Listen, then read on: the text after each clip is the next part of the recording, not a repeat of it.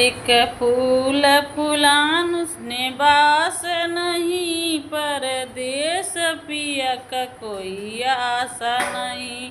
हम लिखी लिखी भेजा बतासा में, पिया आएंगे कौन सा तमाशा में।